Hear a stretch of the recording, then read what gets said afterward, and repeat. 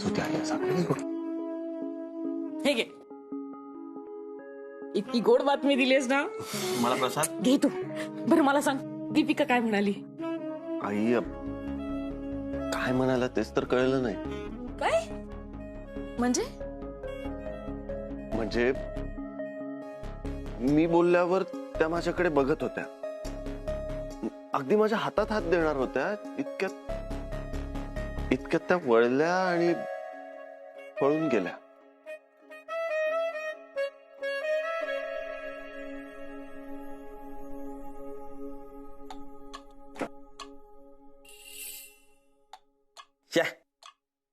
काय पांचट सरबत आहे. साखर जास्त टाकायची ना आणि बर्फ टाकायला सांगितलं होतं. कुठे? ए एवढंच आहे ना, तर स्वतःच स्वतः बनवून घ्यायचं. तुला ना एक सांगितलेलं काम नीट कर. बर्फ टाकायचं ना. एवढं काय साखर का नाही टाकलीस तू? नाही आमच्याकडे बर्फ. बर्फ संपलाय फ्रीज मधला. अरे शांत राहा जरा. बघ ना, त्याला बर्फ हवाय. कार्तिक, काहीतरी महत्वाचं बोलतोय ना आम्ही. जरा गप्पा बस. मग काय झालं? मग काय, त्या गेल्या त्या परत आल्याच नाही.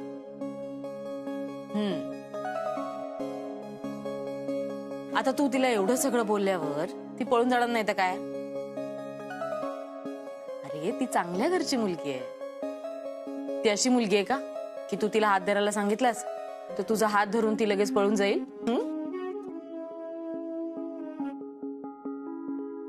पण आई पण बिन काही नाही आता. म्हणजेच तिचा होकार आहे. खरंच? अरे खरंच. अभिनंदन इंद्र. अभिनंदन. आता पार्टी पाहिजे. बरं आई, मी उद्याचं प्लॅनिंग करतो आणि जरा खायचं पण बघतो. आलो. अरे आई मी पण आलो. हे बरं आहे, इंद्रादादाचं प्रेम जुळवून देण्यासाठी त्याची ऍडवायझर म्हणून मदत करतेस आणि मला तू इथे वेटर बनवलेस. हे आण, ते आण, पाणी आण, अमुक आण, तमुक आण. कार्तिक, इंद्रा कधीही चुकीचे निर्णय घेत नाही आणि म्हणूनच मी त्याला सपोर्ट करते. तू त्याच्यातले चांगले गुण बघ ना. आणि हे बघ कार्तिक, मान, सन्मान किंवा प्रेम हे आपल्याला आपल्या योग्यतेनुसारच मिळतं. अच्छा, म्हणजे मी अयोग्य, मी फालतू ना. इंद्रादादा ग्रेट. कशाला चुकीचे विचार करायचे? हा, त्याच्यापेक्षा त्याच्यातले जे चांगले गुण आहेत ना ते घेण्याचे प्रयत्न कर. प्रत्येक वेळी तू फक्त मलाच लेक्चर मिळतं. अरे का?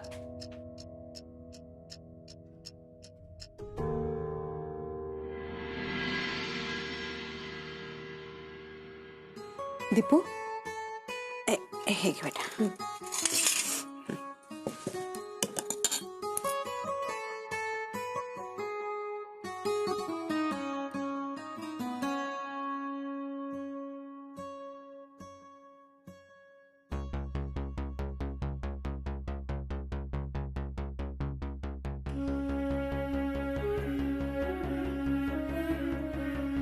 कशाला मारामारी केली तितकी? कारण माझं तुमच्यावर प्रेम आहे मॅडम.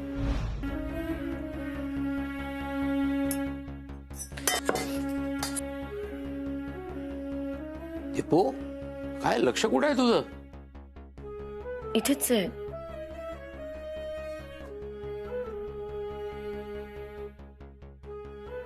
ताई कुठे दिसत नाही ती? ताई बाहेर गेली मैत्रिणीकडे नोट्स आणायला. हो दीपू, तुझ्या लक्षात येते का, दीदीचं लग्न झाल्यापासून ताई अगदी जबाबदार माणसासारखे वागायला लागले.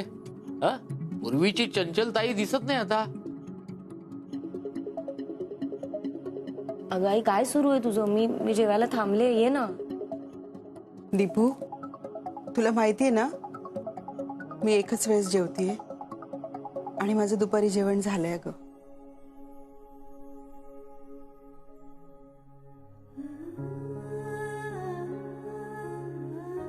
आई, अगं आधीच दीदी गेल्यापासून तुझ्यावर कामाचा भार वाढलाय. त्यात हे असं एकदा जेवून तुला तब्येत खराब करून घ्यायची आहे का? दीपू प्लीज, मला भरीस पाडू नकोस. मला माझं प्रायश्चित्त तरी मनाप्रमाणे घेऊ दे ना. दीपू, कृतीचं प्रायश्चित्त हे अपराधीपणाची बोझ कमी करते. मुळात माणसानं अशी कृती कधीच करू नये की ज्याच्यामुळे अपराधीपणा आणि प्रायश्चित्त घेण्याची वेळ येईल.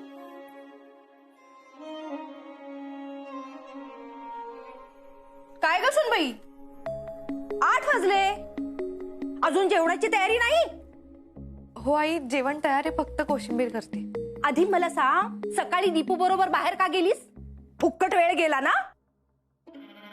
नयन, बघ रे बाबा, अशाने तुझी बायको तर आम्हाला उपाशी मारेल. हा अहो आई,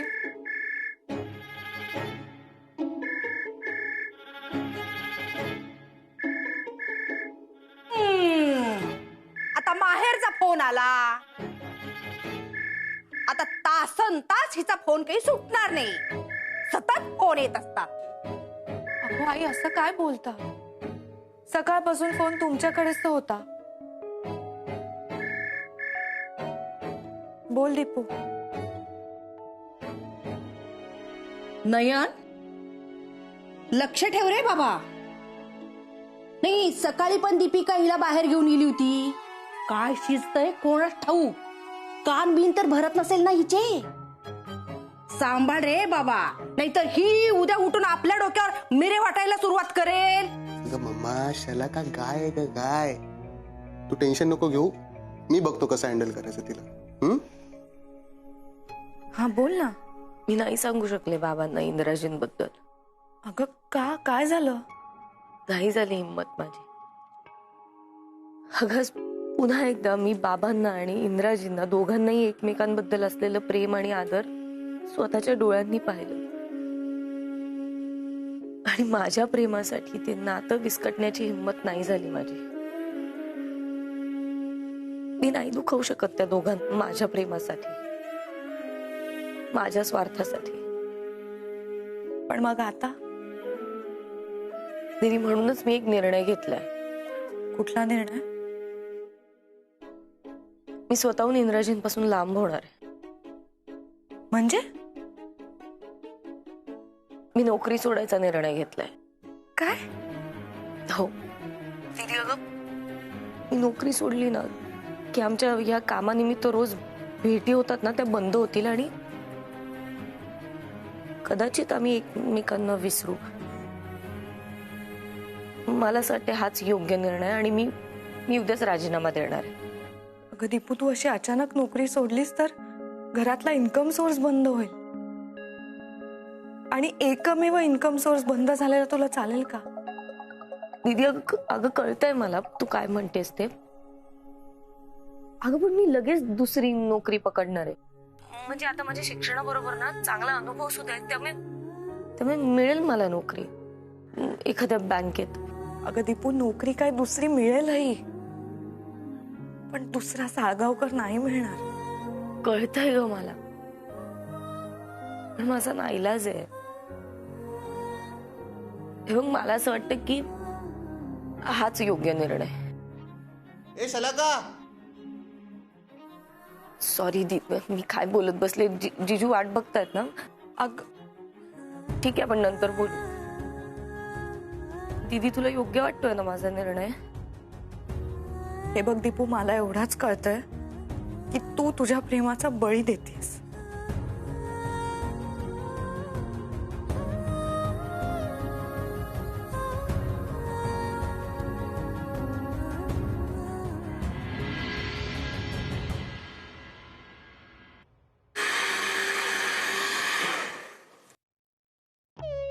इंद्रा, एक मिनिट. काय करतोय सत्तू? सत्तू काय करतोय?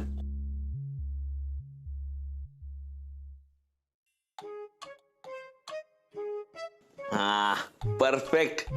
बघ, सत्तू टच, इंद्रा गुड. इंद्रा, हाय. इंद्रा ये जरा, तुला दाखवायचं काहीतरी. बस अगं बस. हे घे. काय आई? ह्या बांगड्या आहेत.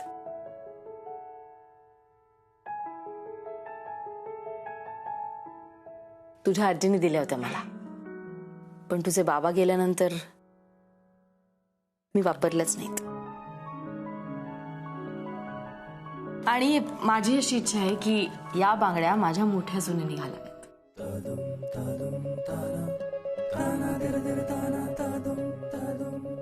तू दीपिकाला भेट आणि या बांगड्या तिला दे आणि तिला सांग की माझी सून म्हणून या बांगड्यांचा स्वीकार कर.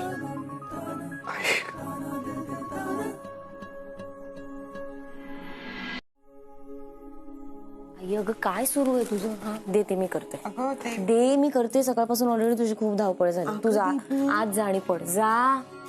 मी करते म्हणताना जा.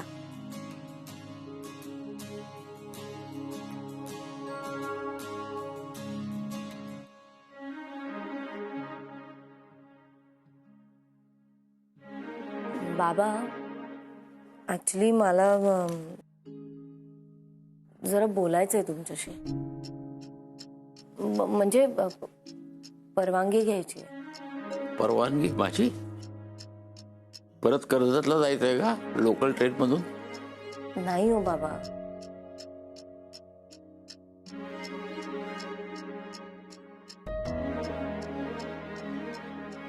मग काय? नाही मी बघतोय कालपासून तू थोडीशी बेचैन आहे. मनात काय कसलं वादळ चालू आहे का? काही त्रास आहे का ऑफिसात? तर मी येऊन बोलू का तुमच्या त्या सोनटक्कीशी? नाही नाही नको. तसं काही नाहीये. मग कसं आहे? हे बघ मनात काय असेल ते मोकळेपणाने सांग. बाबा मी नोकरीचा राजीनामा द्यायचा ठरवलाय. राजीनामा का? माझं मन नाही रमत तिथे बाबा. ठीक आहे देऊन टाक राजीनामा.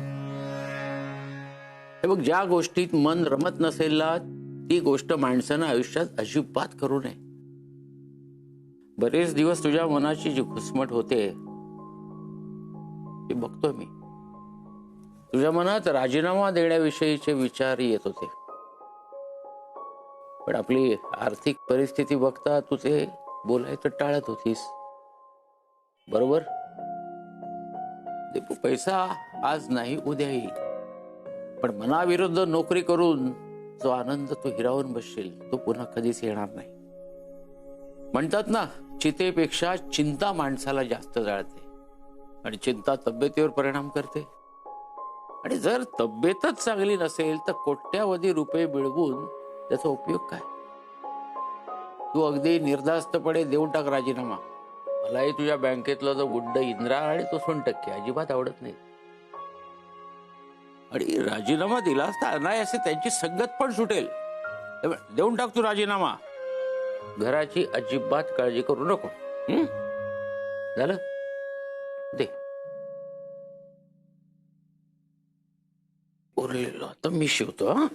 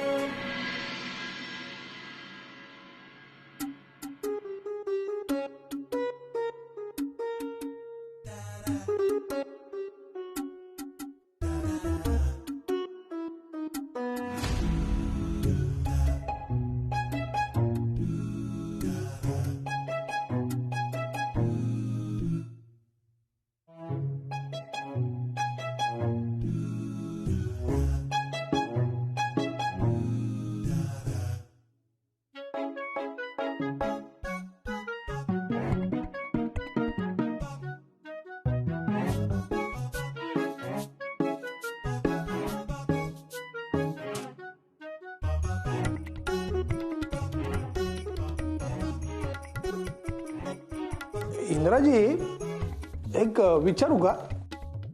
म्हणजे चिडणार नसाल तर विचारतो. विचार. तुम्ही पैंजण घालता का हो? नाही म्हणजे तुम्ही घालत असाल तर काय प्रॉब्लेमच नाही ना, म्हणजे फॅशन होईल ती. येतं काहीच नाही. माझा एक मित्र आहे ना, तर तो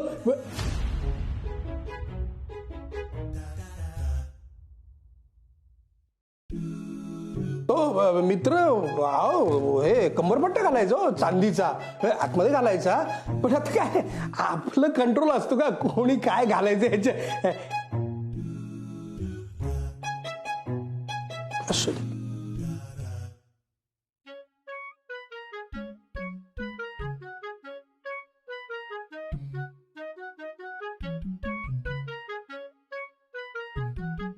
पैंजण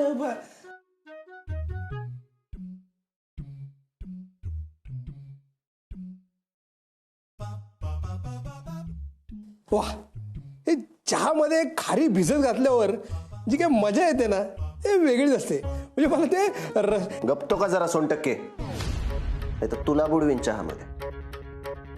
नको खातो.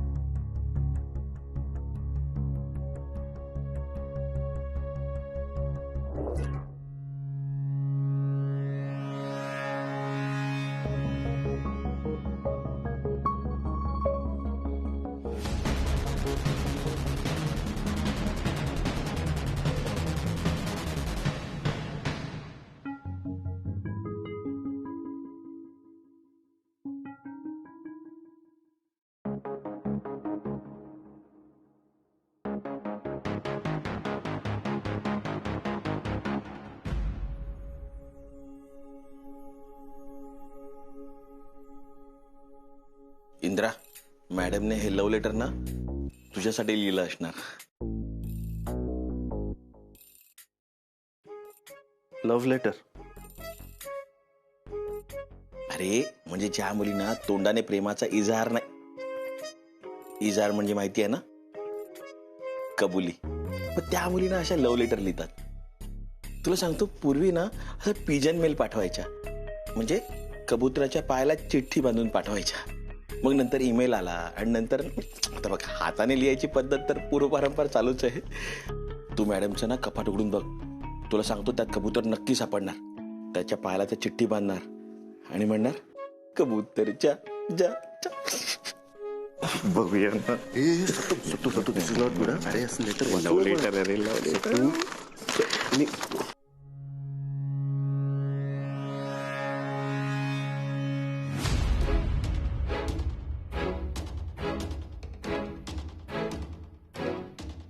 इंद्रा, काय झालं? राजीनामा आहे. मॅडमने राजीनामा दिलाय. काय?